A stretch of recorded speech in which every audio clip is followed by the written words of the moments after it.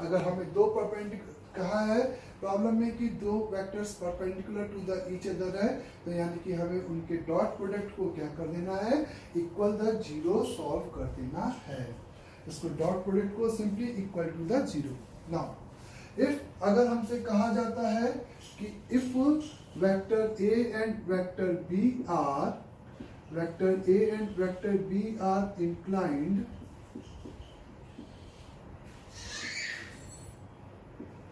vector A and vector B are inclined acute angle to each other,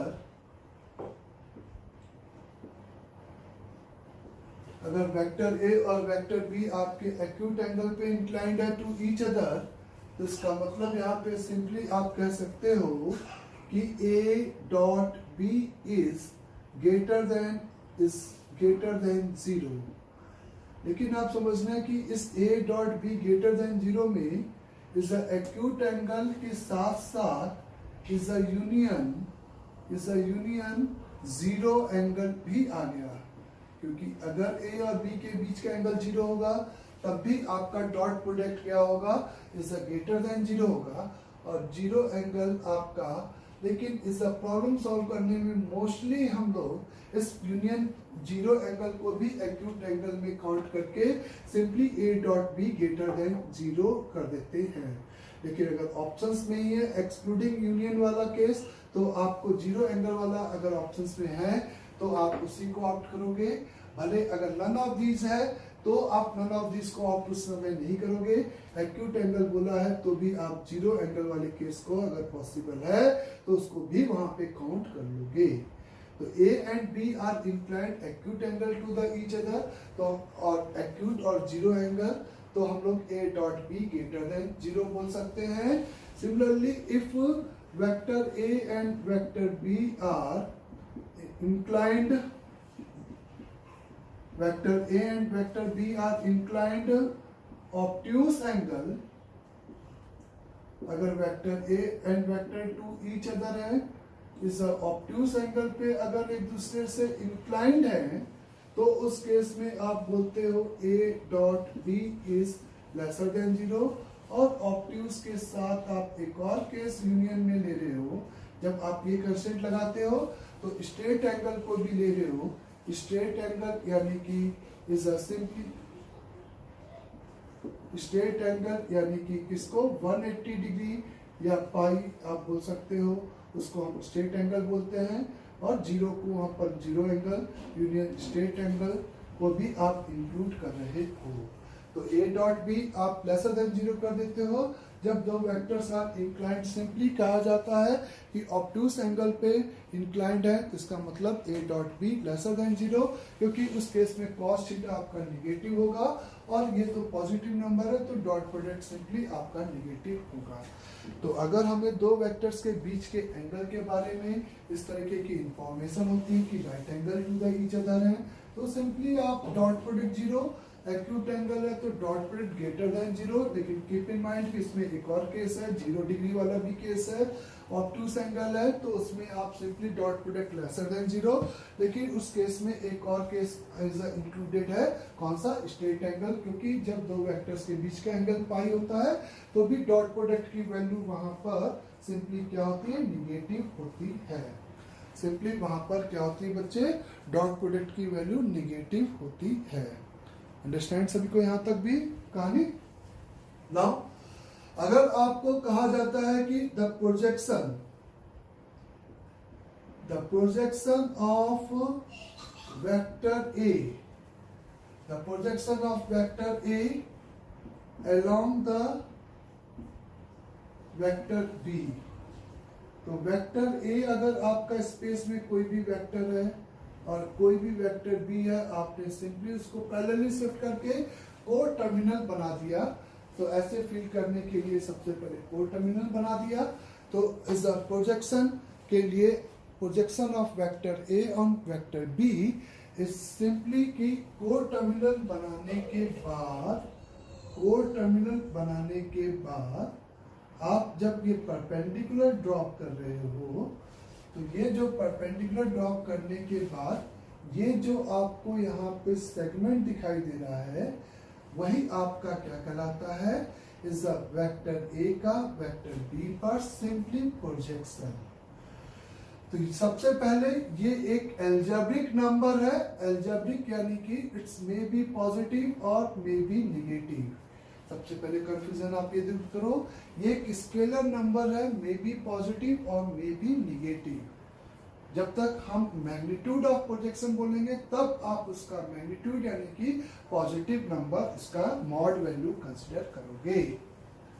now अगर आपके पास projection of vector A and vector B है, तो अगर ये आप कह सकते हो कि इन दोनों वेक्टर्स के बीच का एंगल थीटा है, तो ये सिंपली आपका मॉड ए का क्या है, कॉस थीटा है। ये सिंपली आपका यहाँ पे क्या है, मॉड ए का कॉस थीटा। जैसा कि मैंने कहा एल्जेब्रिक नंबर क्यों, क्योंकि इस कॉस थीटा में भी निगेटिव और मे बी पॉजिटिव, वो डिपेंड करेगा ए और बी के इस एंगल पे डिपेंड करेगा आपका सिंपली कि ए और बी का एंगल क्या है। तो the projection of vector A on vector B is एक एल्जेब्रिक नंबर है। एल्जेब्रिक मतलब स्केलर, मतलब पॉजिटिव और निगेटिव कुछ भी हो सकता है। तो इसकी वैल्यू हो जाएगी मॉड ऑफ ए का कॉस थीटा, और मॉड ऑफ ए का कॉस थीटा को तुम लिख सकते हो A dot B divided by is simply mod B. Mod A cos theta को हम लोग रिप्लेस कर सकते हैं A dot B divided by mod B.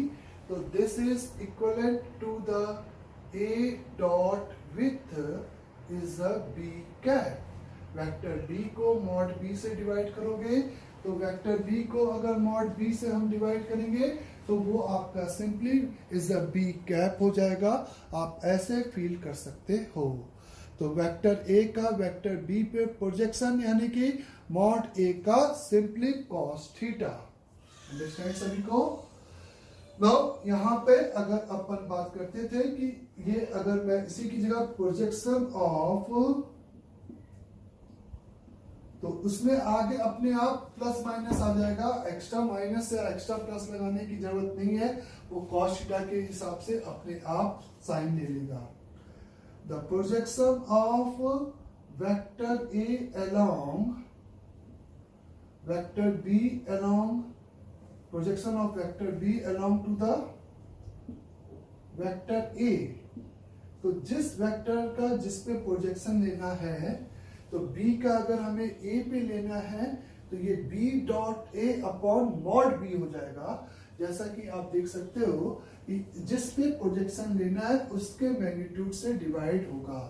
तो this is equal to the simply b dot A, और b dot A dot b होता है डिवाइडेड बाय मॉड a। और ये जो स्केलर नंबर है वो बेसिकली इस लेंथ को यहाँ पर एल्जेब्रिकली रिप्रेजेंट कर रहा है। एल्जेब्रिक वर्ड क्यों लगाया मैंने? द एल्जेब्रिक वर्ड इसलिए अप्लाई किया गया क्योंकि अगर ये मेरे पास वेक्टर ए है और ये मेरे पास वेक्टर बी है, तो इस केस में जब मैं वेक्टर ए का वेक्टर बी पे प्रोजेक्शन काउंट करूंगा तो वो इस तरीके से काउंट होगा। तो वेक्टर ए का वेक्टर बी पे प्रोजेक्शन के लिए इन दोनों के बीच का ये एंगल थीटा है। तो ये लेंथ बेसिकली यहाँ पर मॉड ए का कॉस थीटा। लेंथ की बात करोगे तो एक माइनस और लगाना पड़ेगा क्योंकि ये अपने आप में एक निगेटिव नंबर है, क्योंकि ये अपने आप में एक क्या है, निगेटिव नंबर है। तो the projection of vector B along to the vector A, यानी कि मैंने उस केस में ए और बी को को टर्मिनल कंसीडर करते हुए इस बी के इस हेड से ए पर क्या डाल दिया, एल्टीट्यूड डाल दिया। तो यही वाली यहाँ पर जो एल्जेब्रिक लेंथ है वो आप समझ सकते हो इस फिगर में। इस बी का ए के ऊपर क्या कहला रहा है, प्रोजेक्शन कहला रहा है। इस मॉड बी का कॉस थीटा इस फिगर में। समझ में आया सभी को? B का A पे प्रोजेक्शन के लिए आप B के हेड से A पर परपेंडिकुलर डालते हो और वो परपेंडिकुलर चूंकि कोर टर्मिनल बनाने के बाद पीछे जा रहा है, तो इसका मतलब कि इस अगर ये पीछे जा रहा है तो मतलब ऑब्ट्यूस एंगल है, और यही यहाँ पे मॉड बी का कॉस थीटा इस फिगर में रिप्रेजेंट हो रहा है। अंडरस्टैंड सभी को? तो ये होता है प्रोजेक्शन। तो प्रोजेक्शन एक अलजेब्रिक नंबर है, मैग्नीट्यूड ऑफ बोला है तो हम इसी नंबर के आगे होल मॉड लगा देंगे, होल मॉड लगा देंगे। इस तरीके से आपको वहां पर is the magnitude of the projection मिलेगा, है ना। उसके अलावा the component of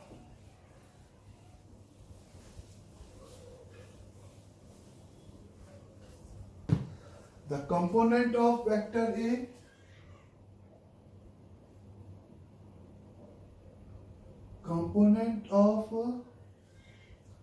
component of vector A along to vector B. The component of vector A along the vector B component एक आपका यहाँ पर वेक्टर क्वांटिटी को रिप्रेजेंट कर रहा है। ये आपके पास स्पेस में वेक्टर B है, ये आपके पास वेक्टर A है। वेक्टर A का कंपोनेंट यानी कि उसको अगर मैं दो पार्ट में तोड़ दूं और एक पोर्शन मैं उस वेक्टर B के करस्पॉन्डिंग कंसीडर करूं, तो ये वाला कंपोनेंट, इसी को हम क्या कहते हैं, इस डार्क सेगमेंट को, एक ऐसा वेक्टर जो कि इस डार्क सेगमेंट को यहाँ पे रिप्रेजेंट करे, इस डार्क सेगमेंट को रिप्रेजेंट करे, वही आपका क्या कहलाता है, component of vector A along to the vector B। Component of vector A along to the vector B आपका ये लेंथ कहलाता है। तो आपको इस लेंथ में बेसिकली इस लेंथ में इसकी डायरेक्शन का यूनिट वेक्टर से मल्टीप्लाई करना है। तो आप सिंपली यहाँ पे बोलते हो कि ये वाले की length is a vector A dot B divided by mod B हो गया सबसे पहला स्टेटमेंट। A का B के ऊपर प्रोजेक्शन ही आपका ये लेंथ को रिप्रेजेंट कर रहा था, अलजेब्रिक लेंथ। और इसमें अगर मैं B के यूनिट वेक्टर B से मल्टीप्लाई करूंगा तो गड़बड़ा है, B का यूनिट वेक्टर से मल्टीप्लाई कर दूं तो ये पूरा इनटू दिस, ये न्यूमेरिकल नंबर है, यानी कि A dot B divided by mod B का स्क्वायर ओवर B वेक्टर, ये पूरा एक स्केलर नंबर है। वो स्केलर नंबर आपका B में मल्टीप्लाई हुआ तो आपको यहाँ पर ये कहलाया जाएगा vector component vector of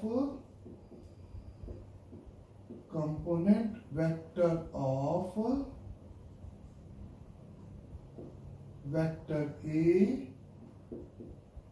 along to vector B।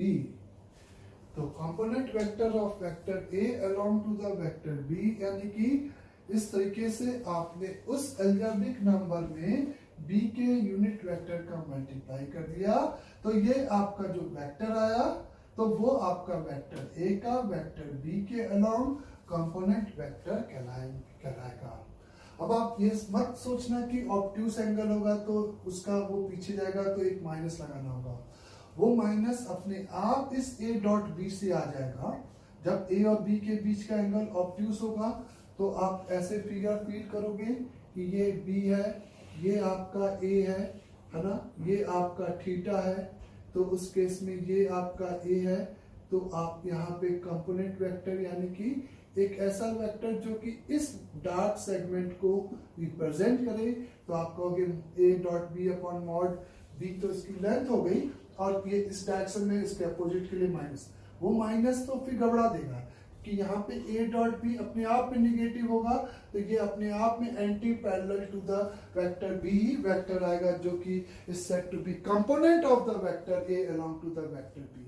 तो इररेस्पेक्टिव ऑफ एंगल थीटा, चाहे वो एक्यूट हो चाहे ऑब्ट्यूस हो, आपको simply A dot B upon is the mod B का स्क्वायर ऑफ मॉड B, इसको आप ऐसे मॉड B, इसको डिवाइड कर दिया, इसको डिवाइड कर दिया, तो ये सिंपली आपका A dot B cap over ये डॉट प्रोडक्ट नहीं, ये एक स्केलर नंबर हो गया इनटू ये लैम्डा बी कैप, इस तरीके से आपका क्या कहलाता है, component of vector A along to the component of vector B, along to the vector B.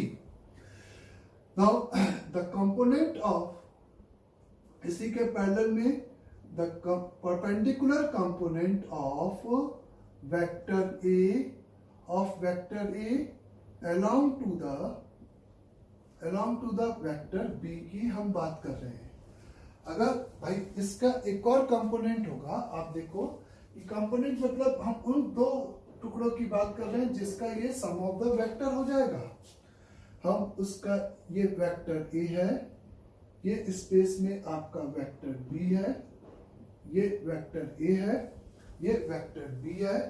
The perpendicular component of vector A along to the vector B अगर हमें निकालना है तो हम लोग ने सिंपली एक ऐसे परपेंडिकुलर लाइन ड्रॉ की जो कि is called coplanar with vector A and vector B, है ना, is called the coplanar of vector A and vector B. और यहां पर इससे इस पे परपेंडिकुलर डाल दिया, यानी कि सिंपली हम एक ऐसे वेक्टर को काउंट करना चाहते हैं जो कि इस डार्क लाइन सेगमेंट को पिक्चर में रिप्रेजेंट करे।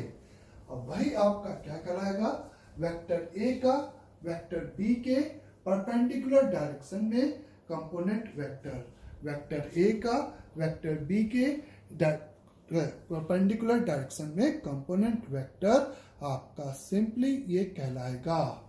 ये बात सभी को क्लियर? नाउ इस वेक्टर को यहाँ पे देने के लिए अभी मेरे पास जो तरीका है इस अभी डॉट प्रोडक्ट की हेल्प से हमारे पास ये वेक्टर ए है, हमें पता है कि ये इस वेक्टर, ये आपका देखो एक पैरेललोग्राम कंप्लीट है जिसका ये डायगोनल वेक्टर है, और ये वेक्टर इसका और इसका सम ऑफ द वेक्टर है। तो अगर आपको ये वेक्टर निकालना था, ये आपको वेक्टर यहाँ पे निकालना था, तो ये वेक्टर आपका इक्विवेलेंट होगा वेक्टर ए माइनस ये वेक्टर और ये वेक्टर, वेक्टर ए का वेक्टर बी के डायरेक्शन में कंपोनेंट, यानी कि A dot B cap over B cap. इसमें और इसमें कोई भी डॉट नहीं लगेगा क्योंकि ये एक स्केलर नंबर है, ये एक वेक्टर स्केलर और वेक्टर में इज अ सिंपल मल्टीप्लिकेशन होता है। तो इज अ सिंपली आपको ये और ऊपर लिख दूं थोड़ा सा, vector A minus is called the, this is called the perpendicular component of vector A along to the vector B। Simply, और इसका जो मैग्नीट्यूड आएगा वो आपको इसी वेक्टर को लेंथ को रिप्रेजेंट करेगा, इसी वेक्टर की सिंपली यहाँ पे लेंथ को ये क्या करेगा, रिप्रेजेंट करेगा। अंडरस्टैंड सभी को? तो कंपोनेंट ऑफ वेक्टर ए अगर हमें निकालना है तो आप कंपोनेंट मतलब एक वेक्टर क्वांटिटी निकालना है, प्रोजेक्शन मतलब एक स्केलर क्वांटिटी निकालना है, लेकिन प्रोजेक्शन में भी पॉजिटिव और में भी निगेटिव हो सकता है। इस बात का अपन यहाँ पर इस ख्याल रखेंगे। अंडरस्टैंड कि इस वेक्टर ए का वेक्टर बी के परपेंडिकुलर निकालना है कि अलोंग द कंपोनेंट निकालना है। कुछ प्रॉब्लम स्टार्ट करते हैं, ऐसे समझे। इफ पहले if vector A, vector B and vector C are the unit vector such that vector A, vector B and vector C are unit vectors such that the 3 of A vector plus 5 of B vector plus 7 of C vector is equal to 0, then find angle between vector A and vector B। तो space में अपन के पास 3 vector है, unit vector है, और इस condition को satisfied कर रहे हैं, तो अपन को वेक्टर ए और वेक्टर बी के बीच का एंगल चाहिए। अंडरस्टैंड सभी लोग? तो इस बात को इस तरह से आप सबसे पहले कैसे फील करते हो। एक पहला तरीका, चूंकि आपको ए और बी के बीच का एंगल चाहिए, तो आप क्या करते हो कि ये इस वेक्टर इक्वेशन में सी को उधर रख ले जाते हो और ए और बी को इधर ही कंसीडर कर लेते हो। तो ये 3a प्लस 5 का b is equal to minus का 7c। फिर आप मेरे से कहते हो कि गिवन रिलेशन होल्ड हो रहा है, यानी कि 3a प्लस 5b का magnitude is equal to minus 7c के मैग्नीट्यूड के बराबर होगा पक्का। नाउ फिर आप क्या काम करते हो कि बोथ साइड यहाँ पे स्क्वायरिंग कर देते हो। 3a प्लस 5b के मॉड का होल स्क्वायर में आपको यहाँ पर is the sum of the vector के मैग्नीट्यूड का स्क्वायर, यानी कि इज इसका स्क्वायर। a आपका यूनिट वेक्टर है तो ये 9 देगा, ये 25 देगा, प्लस 2 मल्टीप्लाइड बाय इन दोनों का डॉट करेंगे तो 3 और 5 का सिंपल मल्टीपल 15 हो जाएगा। a डॉट b आएगा जिसको आप लिख सकते हो 1 इंटू कॉस थीटा। मैंने a और b के बीच का एंगल एक बार कॉस थीटा कंसिडर कर लिया, a और b के बीच का एंगल यहाँ पे कॉस थीटा कंसिडर कर लिया इस तरह से, और कॉस थीटा कंसिडर किया तो आपके पास ये नंबर आ जाएगा। इस इक्वेट विद 7 माइनस 7 का मॉड 7 यानी कि 49 इंटू सी स्क्वायर, और c आपका यूनिट वेक्टर दे रखा है, यूनिट वेक्टर यानी कि मैग्नीट्यूड आपको 1 दे रखा है। तो 9 प्लस 25 यानी कि 34 हो गया है ना, और उधर आपके पास 49 है और इधर आपके पास कितना है बच्चे, ये 34 है। तो this sum is equal to the 15 हो गया। यहाँ पे इसको उधर लेके गए तो यहाँ से cos theta is equate with 1/2 आ गया। देख लो एक बार सही कैलकुलेशन मेरा। अगर ये 1/2 आ गया, इसका मतलब मैं बोल सकता हूं यहाँ पे the theta is equal to the 60 degree आ गया। तो इस angle between the vector a and vector b निकालना था, तो कंप्लीट आंसर इज 60 डिग्री। तो जिस दो vectors, linear combination of the vectors अगर हमें गिवन है, linear combination of the vectors हमें गिवन है और हमें उनमें मैग्नीट्यूड पता है और दो के बीच का अगर एंगल निकालना है, तो दो को एक तरफ रख के तीसरे को उधर ले जाकर बोथ साइड स्क्वायरिंग, और वेक्टर का स्क्वायरिंग यानी कि उसके मैग्नीट्यूड का स्क्वायरिंग, ये समझते हुए हम लोग यहाँ पर आंसर आराम से निकाल सकते हैं। दूसरा आप ये समझ सकते हो कि ये 3 वेक्टर में इसकी ये 3 वेक्टर का सम है, ये 3 है, ये 5 है और ये 7 है, जिसमें 2 का सम तीसरे से बड़ा है, यानी कि ये 3 वेक्टर आपके ट्रायंगल लॉ कंप्लीट कर रहे हैं। तो ये आपका ट्रायंगल बनाएगा, कोलिनियर से सम 0 नहीं हो रहा है। क्लियर सभी को? कोलिनियर से सम 0 कब होगा, जब 2 का मैग्नीट्यूड तीसरे के बराबर होगा, या 2 के मैग्नीट्यूड का डिफरेंस तीसरे के मैग्नीट्यूड के बराबर होगा, तब वो सम 0 तभी होगा जब वो तीनों वेक्टर्स आपके कैसे वेक्टर्स होंगे, कोलिनियर वेक्टर्स होंगे। ना यहाँ पे अगर अपन बात करें कि आपको फिगर बनाया जाए, तो ये आपका स्पेस में 3a यानी कि 3 यूनिट का एक वेक्टर है, ये आपका 5 यूनिट 5b, b आपका यूनिट वेक्टर है तो ये 5 यूनिट का वेक्टर हो गया, और सम 0 है तो यानी कि ये आपका यहाँ पर इज अ 7 यूनिट का वेक्टर हो गया। और ये आपका इस तरीके से 3a वेक्टर को रिप्रेजेंट कर रहा है, ये 5b वेक्टर को और ये 7c वेक्टर को। लेंथ के फॉर्म में ये 3 है, ये 5 है और ये 7 है। A और B के बीच का एंगल में एक कॉमन मिस्टेक होता है कि हम कोसाइन फॉर्मूला लगाकर ये एंगल निकाल सकते हैं, कोसाइन फॉर्मूला, लेकिन एंगल आंसर जो होगा वो इसका ऑब्ट्यूस एंगल होगा। क्यों? क्योंकि A और B के बीच का एंगल यानी कि ये angle is called angle between vector A and vector B, क्योंकि ये वाला एंगल डायरेक्शंस के बीच का एंगल ही आपका A और B के बीच का एंगल कहलाता है। तो यहाँ पर ये ना बोले, आप समझे कि आप इसको थीटा एज्यूम करके कोसाइन फॉर्मूला लगा रहे हो, तो cos theta is equal to 3 का स्क्वायर प्लस 5 का स्क्वायर माइनस 7 का square divided by is 2 multiplied by 3 multiplied by 5, तो देखना कि ये माइनस का 1/2 आ जाएगा और यहाँ से theta is equal to 120 degree आ जाएगा। तो ये गलती नहीं करेंगे कि आंसर 120 लिख देंगे। The angle between vector A and vector B आपका ऑब्ट्यूस एंगल होगा, मतलब ऑब्ट्यूस मतलब एक्सटेंडल एंगल होगा। इट्स नॉट नेसेसरी कि ऑब्ट्यूस हो, एक्सटेंडल एंगल होगा। तो कि 180 माइनस इसका सप्लीमेंट्री एंगल 60 डिग्री। तो ये आपका सिंपली यहाँ पर आंसर हो जाएगा। इस तरीके से कोसाइन फॉर्मूले को लेकर अपन यहाँ पर आंसर निकाल सकते हैं। तो dot product is equivalent to the cosine formula, इस तरीके से आप समझ सकते हो। बस आपको ये देखना था कि यहाँ पे पहले वाले मेथड में आपको ए और बी के बीच का एंगल चाहिए था, इसलिए आपने ए और बी को एक तरफ रखा और सी को दूसरी तरफ ले जाकर इस तरीके से डॉट प्रोडक्ट यहाँ पे अप्लाई कर दिया है। अंडरस्टैंड सभी लोग? आगे देखिए, एक और मैंने आपसे कहा कि late assume vector u, v and w are simply unit vector such that, sorry, not unit, are such that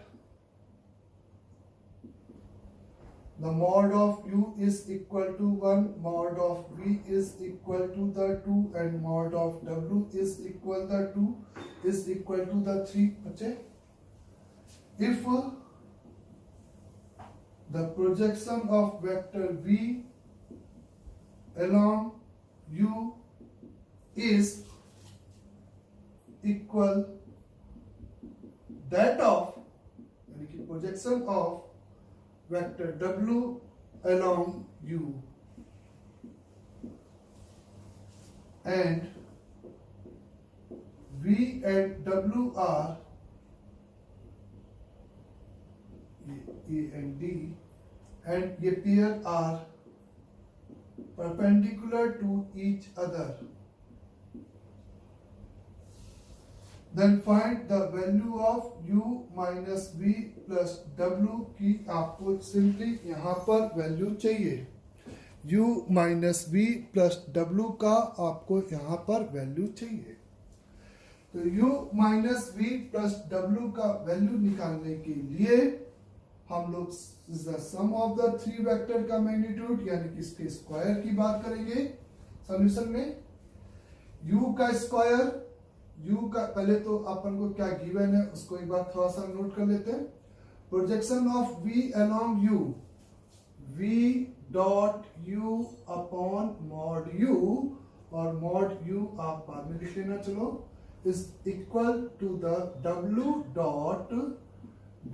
dot u divided by is the mod of जिस पे प्रोजेक्शन u। ये क्लियर सभी को? तो यहाँ पर मॉड u और mod u अपने आप में मर गया, तो v डॉट u बराबर w डॉट u, एक तो ये गिवन है इंफॉर्मेशन, और एक information v dot w is equal to 0। ये दो इंफॉर्मेशन गिवन है, उसके अलावा ऊपर हमें गिवन है इस तरीके से। तो u minus V plus W का whole square is equal to the, आप कह सकते हो इसका स्क्वायर 1 प्लस इसका स्क्वायर 4, माइनस है तो माइनस लगा कि नहीं, माइनस वी का स्क्वायर ही होगा, plus 9 plus 2 times of minus U dot W is minus का प्लस के साथ करेगा तो माइनस का is v dot w plus u dot w ये आएगा। u डॉट v और ये आपको बराबर दे रखा है, तो ये और ये कैंसिल। v डॉट w आपको सिंपल 0 दे रखा है बच्चे, तो ये आपका आंसर आप चेक करना, रूट का 14, सिंपली ये आपका यहाँ पर आंसर हो जाएगा। तो सिंपली ये यहाँ पर रूट का 14 आपका आंसर हो जाएगा। अंडरस्टैंड सभी लोग? तो root 14 will be correct answer. Next is if अगर आपसे कहा जा रहा है इस तरीके से, next problem is if ABC if vector A, comma B and C are unit vector, then find maximum value of A minus B का whole square, B minus C का whole square, C minus A का whole square.